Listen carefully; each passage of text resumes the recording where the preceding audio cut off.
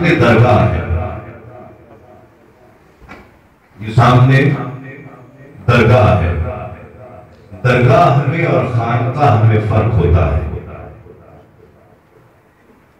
اس کو سمجھانے کے لیے میں آپ کو یہ بتاؤں کہ جب حضرت خواجہ غریب نواز رحمۃ اللہ علیہ نے اجمیر شریف میں لاکھوں مسلمان کیے، انہیں اللہ سے جوڑ دیا، تو وہ خانقاہ بنی. جب خواجہ غریب نواز رحمۃ اللہ علیہ کا وصال ہو گیا تو درگاہ اجمیر شریف میں بنی، خانقاہ خواجہ قطب الدین بختیار کاکی رحمۃ اللہ علیہ دہلی میں لے گئے. جب خواجہ قطب الدین بختیار کاکی رحمۃ اللہ علیہ کا وصال ہوا، درگاہ دہلی میں بنی، خانقاہ پاک پتن میں آ گئی.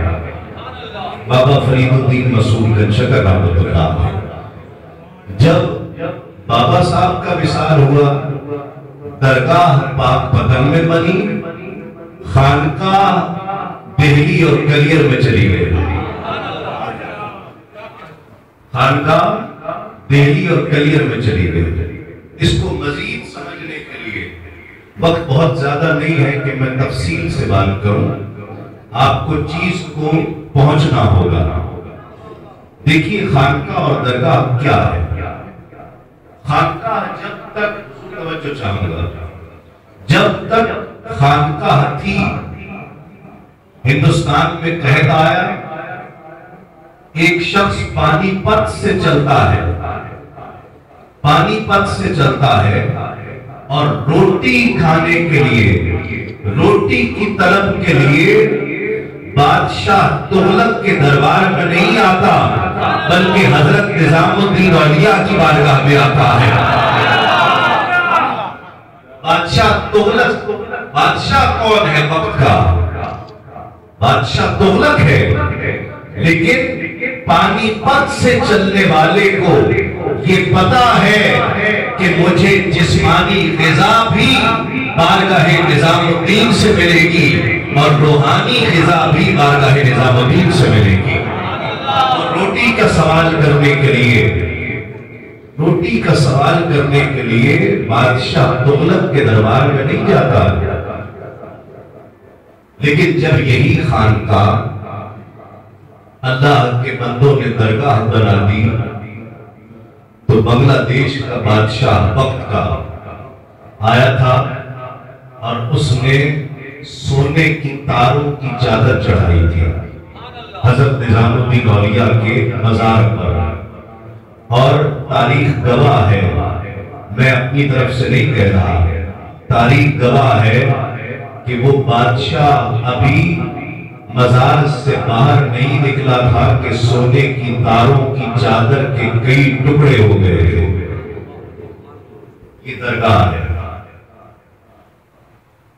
حضرت مولانا ابراہیم خوشتر رحمۃ اللہ علیہ نے زندگی بھر درگاہ کا تصور نہیں دیا ہے، خانقاہ کا تصور دیا ہے.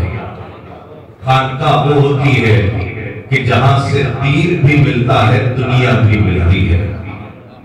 آج آپ میں سے بہت سے ہوں گے جو اس در پر اس لیے آتے ہیں کہ ہم دعا کریں گے ہماری بچیوں کے رشتے اچھے ہو جائیں گے.